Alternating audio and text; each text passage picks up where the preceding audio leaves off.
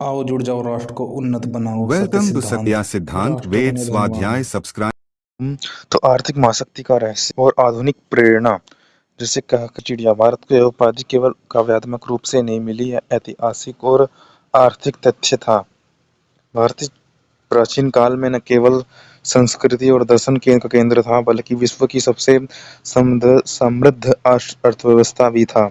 आखिर हम धन आया कहाँ से और इसे बनाया कैसे रखा? तो कृषि आधारित अर्थव्यवस्था थी हमारी एक तरह से। गंगा और सिंधु की घाटियां के लिए उपजाऊ थी, सिंचाई प्रणाली, कृषि यंत्र और ऋतु चक्र ज्ञान के कारण फसलें भरपूर होती थी। और किसानों से लिया गया भूमि कर भाग प्रणाली राज्य का आय का मुख्य स्रोत। प्रजा की समृद्धि ही राज्य की समृद्धि है। अर्थव्यवस्था सुदृढ़ के 6 मुख्य सिद्धांत। पहला है कि कोष, राजकोष की राजा रक्षा और वृद्धि। कोशम मूलम राज्यम, कोष धन ही राज्य की जड़ है। राज्य की स्थिरता और शक्ति राजकोष पर आधारित होती है। राजा को चाहिए कि राजस्व बढ़ाए, लेकिन न्यायसंगत करो उत्पादन के साथ। कर प्रणाली में कौटिल्य बहुत सावधानी करने की बात कहते हैं। मधुमक्खी से मधु लेना हो तो छत्ता न टूटे, इस भांति कहा गया है।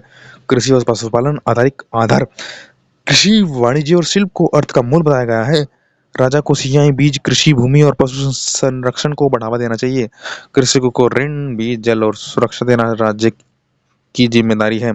जब खेत समृद्ध होंगे तभी खजाना भरेगा। शिल्प, उद्योग और व्यापार की नीति। कारीगर, वस्त्र निर्माता, धातु कर्मियों, आयुर्वेदाचार्यों को अधिक संरक्षण देना चाहिए।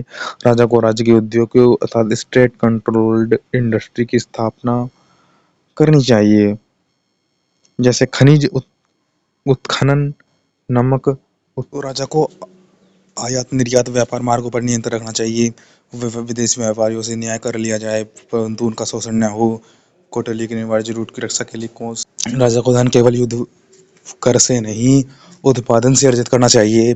गुप्तचर तंत्र और आर्थिक अनियमितता पर नियंत्रण। राजा को गुप्तचर माध्यम से यह पता करना चाहिए कि संग्रहकर्ता या व्यापारी धोखाधड़ी तो नहीं कर रहे।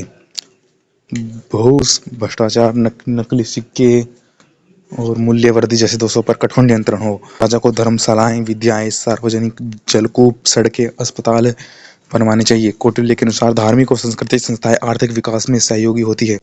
किसान का सुख ही राज्य का सुख है, राज्य की शक्ति का मूलधन है। कोशम मूलम राज्यम, कोष नीति। व्यापार नीति, व्यापार से न्यायपूर्वक लाभ।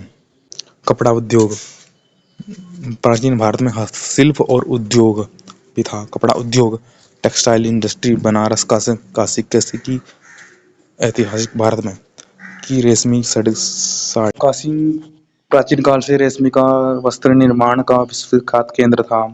यहाँ की जरी की कढ़ाई, सोने चांदी की बुनाई और शुद्ध रेशमी वस्त्रों की मांग संसार भर में थी। काशी वस्त्रम यत्र नारायणम, माना जाता है कि वहां के वस्त्रों में दिव्यता बसती थी। शुद्ध रेशमी वस्त्रों की मांग रोम, यूनान और अरब तक थी। मदुरई, कौशाम्बी, उज्जैनी के वस्त्र। मदुरई से सुगंधित वस्त्र, कांची से रेशम, गांधार से ऊनी कपड़े निर्यात होते थे। महाजनपद काल में भारत के वस्त्र चीन, अरब और मिस्र तक जाते थे। महाजनपद जैनियों थे जो उसके बाद बोलते हैं ना। फिर धातु काल और शस्त्र निर्माण। तक्षशिला की तलवारें। तक्षशिला विद्यालय केवल ज्ञान का नहीं, धातु विज्ञान का भी केंद्र था। वहां की तलवारें विशेष प्रकार की लोहे की मिश्र धातु से बनी थी जो जंग नहीं लगती थी। वह यही जिससे कि कुतुब मीनार के पास स्थित लोह स्तंभ बना है, यह वही तकनीक है। विशाखापट्टनम, भीलसा और मगध, ये क्षेत्र कांस्य, पीतल और लोहा निर्माण के प्रसिद्ध थे। पंच धातु की मूर्तियां और मंदिरों की घंटियां उत्कृष्ट शिल्प का प्रतीक थी।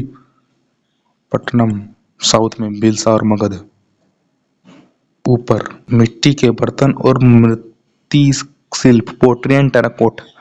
हड़प्पा से लेकर गुप्त काल तक सुंदर चित्रित मिट्टी के बर्तन बनाए जाते थे। उत्तर प्रदेश, मध्य भारत और बंगाल की टेराकोटा मूर्तियां आज भी संग्रहालयों में वैश्विक आकर्षण है। रत्न कला और आभूषण निर्माण, gem and jewellery craft. Pataliputra और उज्जैनी, इन क्षेत्रों में हीरे, मोती, माणिक्य, नीलम आदि की कटिंग और पॉलिश का कार्य होता था। भारत ही विश्व का प्रमुख हीरा उत्पादक था। अब अरब व्यापारी भारत से रत्न लेकर पश्चिम में भेजते थे, यहाँ तक कि कोहिनूर भी भारत की देन है। आयुर्वेदिक औषधियाँ और वनस्पति आधारित उद्योग। तक्षशिला और नालंदा जैसे केंद्रों में आयुर्वेद एक समृद्ध तो तक्षशिला नालंदा जैसे केंद्रों में आयुर्वेदिक एक समृद्ध विज्ञान था। चिकित्सा व्यापारी जड़ी बूटियां, तेलों और औषधियों का व्यापार करते थे। मदुरई, कांचीपुरम और विदेशों से इत्र, अत्र, दंतमंजन, तेल, लेप विदेशों को भेजे जाते थे। हस्तशिल्प का वैश्विक व्यापार। रेशमी वस्त्र। प्राचीन भारत का केंद्र काशी, कौशाम्बी, मदुरई, जहाँ पर निर्यात देश रोम, चीन, अरब। तलवारें तक्षशिला, मगध, ईरान, यूनान को जाती थी। इत्र, औषधियाँ मदुरई, विदिशा, मिस्र, यूनान, अरब इत्यादि जाते थे। तो यही है कि शिल्प वह है जो आत्मा को भी सुंदर बनाता है। यही भावना भारतीय कारीगरों में थी, जिससे से हम रोजगार का साधन नहीं थे बल्कि धर्म, संस्कृति और समृद्धि के प्रतीक भी थे। इनसे रोजगार आया था। तो ऐसे ही हम भी उनकी राज्य और राजा के तरह धनवान हो सकते हैं और धनवान होकर के अपने सुख को बढ़ा सकते हैं। भारत की पहचान थी अंतर्राष्ट्रीय व्यापार, भारत का वैश्विक वाणिज्य विस्तार। यत्र तत्र सर्वत्र भारतस्य माला विक्रेतयत् प्रत्यन्ते। प्राचीन विदेशी बात यात्रियों ने लिखने में लिखा है कि जहाँ भी जाते थे, wherever I went Indian courts are were already there, वहाँ पर भारत के समान अवश्य में होते थे। भारत के प्रमुख अंतर्राष्ट्रीय व्यापारी मार्ग। उत्तर पश्चिम मार्ग अब भारत से अफगानिस्तान, ईरान, यूनान, तक्षशिला और गांधार से। कोरोमंडल और पश्चिम से तट से दक्षिण समुद्री मार्ग। मसाले जाते थे औषधियों व खाद्य गुणों के कारण अत्यंत महंगे। रेशम और सूती वस्त्र विशेषकर बनारस, मदुरई, कांची से यूनान जाते थे और चीन,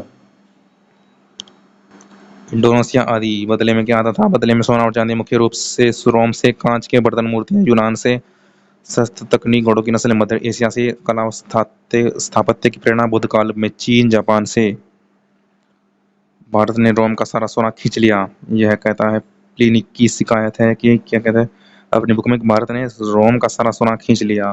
दुर्गा तक्षशिला में थे पाकिस्तानी में जो तक्षशिला थी। उत्तर व्यापारी केंद्र पाटलिपुत्र, वाराणसी में बिहार, यूपी। आंतरिक व्यापार और निर्माण भूमिका क्या थी इसकी? व्यापारिक नगर और बंदरगाह। तमलुक बंगाल में पूर्व एशियाई व्यापार का द्वार। पूर्व एशियाई, पूर्व जापान, चीन इत्यादि। चीन, अरब, यूनानी, हेनसोंग, फुफान, अल बैरूनी की यात्रा का विवरण। मौर्य और गुप्त शासकों ने व्यापारिक मार्गों और शिल्पकारों और बाजारों को संरक्षित किया। अर्थशास्त्र कौटिल्य जैसे ग्रंथ स्पष्ट बताते हैं कि राजा कैसे अर्थव्यवस्था को सुदृढ़ बनाते थे। सम्राट अशोक, जिन्होंने व्यापारी मार्गों को सुरक्षा दी। विक्रमादित्य कला संरक्षक थे। तमिल व्यापारी जिनके जहाज रोम तक जाते थे। तमिल व्यापारी। बुद्ध महावीर जैसे संतों ने सदा जीवन और सदाचार को बढ़ावा दिया। किसी लालच का मुहार संतुलन बना। बुद्ध महावीर जैसे संतों ने हानि नहीं हुई और धन की कमी नहीं हुई। यह धन कैसा फैलता था? राजा से व्यापारी, व्यापारी से कारीगर, कृषक, फिर ब्राह्मण, फिर समाज। धन एक चक्र में चलता था जहाँ हर वर्ग को उसका भाग मिलता था। दान या धर्म चलाए सामाजिक पूंजी में भी निवेश होता था। क्या हुआ फिर? क्या टूटा हुआ यह आर्थिक संतुलन? आक्रमण, तुर्क, मुगल, अंग्रेज, सोना चांदी की लूट।